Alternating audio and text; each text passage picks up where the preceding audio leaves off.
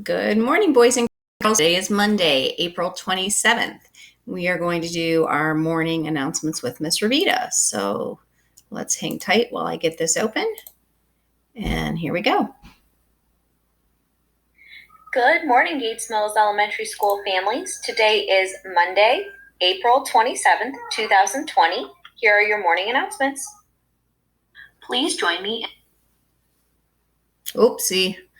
It kicked us out. Let's try that again. Good morning, Gates Mills Elementary School families. Today is Monday, April 27th, 2020. Here are your morning announcements. Please join me in the Pledge of Allegiance. I pledge allegiance to the flag of the United States of America and to the republic for which it stands, one nation, under God, indivisible, with liberty and justice for all. And now let's recite our Gates Mills student pledge. Speak up when others need help. Appreciate others and be a good friend. Feel empowered to do what is right. Encourage others. Today's Gates Mills Citizen of the Day is a kindergarten student whose favorite subject in school is math. Some of his favorite foods are pepperoni pizza and pancakes. When he's not working on his remote learning, he likes to play basketball, go down the slide, and dream of visiting Disney World. This year, he would like to learn how to read. Today's Citizen of the Day is RJ. In other announcements, we do have some Lexia and Reflex superstars. These are students who made it to the next level in their programs and have been working really, really hard. So congratulations to our Lexia superstars, Jasbir and Earl, and our Reflex superstars, Benny and Dianesh. That's it for our daily announcements today. Everybody, let's make it a magical Monday. Okay. So let me get back to where we were. All right. First of all, we know that we have a ton of Lexia and Reflex superstars that were not on there. You guys have been working really, really hard, and I will continue to give shout outs. I'll double check in with those this week, and maybe we'll shout out tomorrow or Wednesday. Okay. All right. Moving right along. I hope you all had a wonderful weekend. I know I did. I celebrated my birthday yesterday. It was very fun. My mom made me a homemade cake and I got some presents. And I want to thank Preksha for making me a beautiful card and sending it to me in Seesaw. That was so nice of you. And I hope Colton had a wonderful birthday on Friday. Hopefully he'll get to tell us a little bit about that today because you are, while you're getting your paper and pencil, you can be thinking about what you did this weekend as our question of the day, and you can share that with me. I'm keeping up. You'll notice on here, I have the questions from Friday still listed because there were only a handful of you who answered them. The two questions were, what is your dream? And what are you grateful for? And remember, I still have my list back there on my whiteboard of things that I'm grateful for. Some of you did a great job and listed them and sent them to me and told me about what you're dreaming to be. I love the fact that I found out that Preksha wants to be an archaeologist and Adriana wants to be a vet. I'm going to keep her really busy with all my dogs.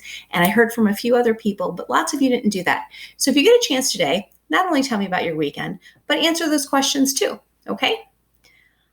All right, we're going to skip Lulu. Remember, we'll do that at the end. We'll come back. Our weather today is supposed to be icky a little bit. It's supposed to be a little rainy again, but hopefully it'll be better than it was yesterday. And today we have been in school for 138 days. That's right, 138. Wow. That's a lot. Okay, so you can go ahead and model that number on your paper. You've got 100 and 10, 20, 30, 31, 32, 33, 34, 35, 36, 37, and 38. All right. Now, that brings us down to the number equation and the secret number. And this is where we're going to do something a little bit different today. I'm not going to give you a number equation. I want you to use the number 138. And I know that's not on our secret number hundreds board, but what I want you to do is I want you to write a story problem, a math problem, or a secret number clues where 138 is the answer.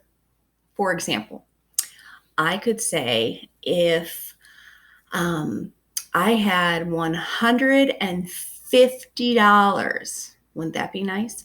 I had $150 and I spent $12 on Milk Duds. How much money would I have left? 138. Now, it doesn't have to be a big number like that.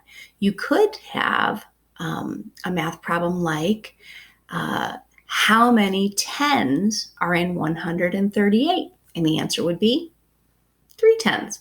So think about it. What math problem can you write where the answer is 138?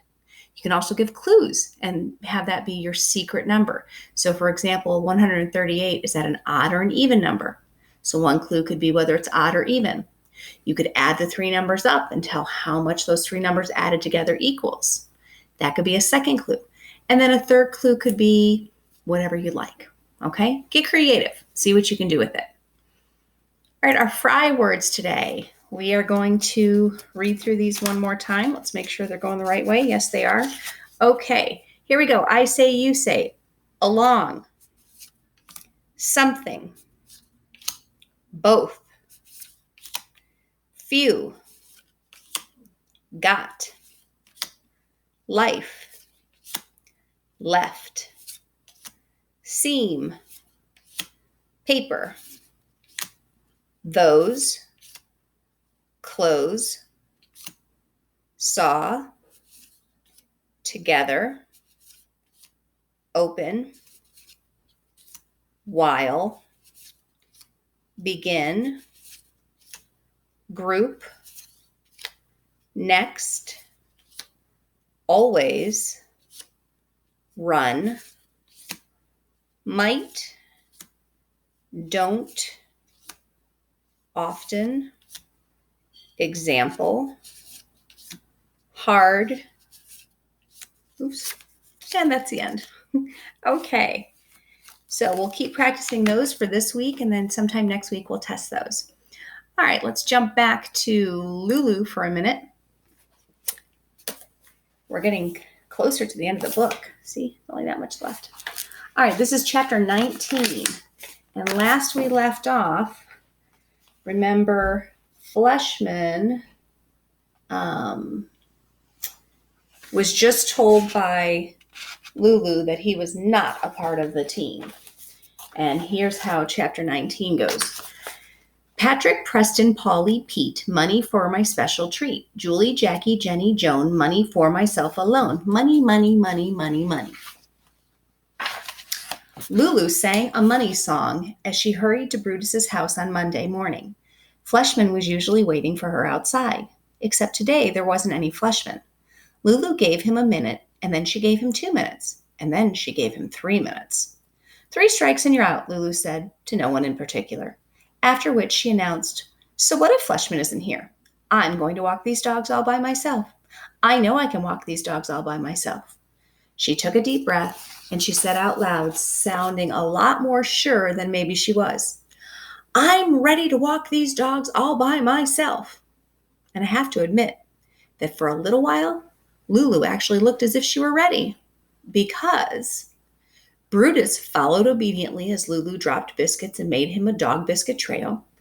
Pookie listened politely as Lulu coaxed her, tooting her flute, after which she, as in Pookie, not Lulu, pooped. And Cordelia, after Lulu said some gooey blah blah blahs to her in German, was persuaded to waddle out of her hiding place. But as soon as the Mr. and Mrs. waved goodbye to their Cordelia and closed the front door, the morning got worse than it had ever been before. Lulu, standing under a tree, said to the dogs in one of her bossiest voices, Okay, let's move it, Brutus, Cordelia, Pookie. Except she forgot and rhymed the pook part with book. Remember how we looked at how O can make different sounds? So instead of calling her Pookie, she called her Pookie. This, as you may remember, hurt Pookie's feelings, which, as you may remember, you don't want to do. And here's what Pookie looked like.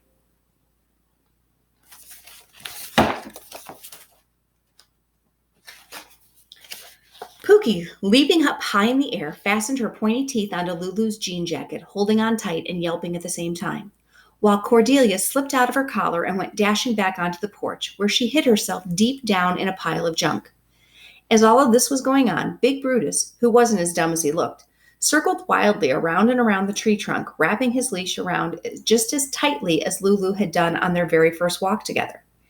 And Lulu had been leaning against the tree as she tried and kept failing to shake off Pookie, discovered it was too late. She had been totally tied by Brutus's leash to the tree trunk. Totally, utterly, absolutely, embarrassingly, humiliatingly tied. And there she is.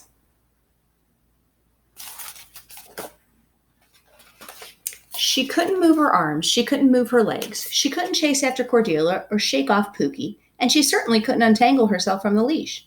Still attached at the other end to Brutus, who was standing just out of her reach, triumphantly woofing. And if you find it hard to believe when I tell you that Brutus tied up Lulu on purpose, remember who's in charge of this story. Me. Lulu wriggled and wriggled, but she couldn't get herself loose. So after a while, she stopped wriggling and began to think about what she could do to get loose. And after a longer while, she started wriggling some more, until finally, after feeling that she had been tied forever to the trunk of the tree, Lulu saw, well, you know who she saw, Fleshman. Yep, there he was, good old Fleshman, strolling slowly down the street, playing You Are My Sunshine on his flute. Just the person Lulu did not want to see. Just the person Lulu needed to see. Just in time to take another time out. And there he is, coming to save the day. And we will stop there. All right, boys and girls. So today you have a foundations lesson with the magic E sound. We talked about that in class a couple months ago. Remember when you take a word like tap, tap, and you put the magic E on the end? That A says its own name and it becomes tape. So you're going to do a lesson on that today, and then some more 10 more, 10 less, one more, one less in math today. So I look forward to reading all of your work, and try and send me those videos, and I hope you have a wonderful day. Bye, boys and girls.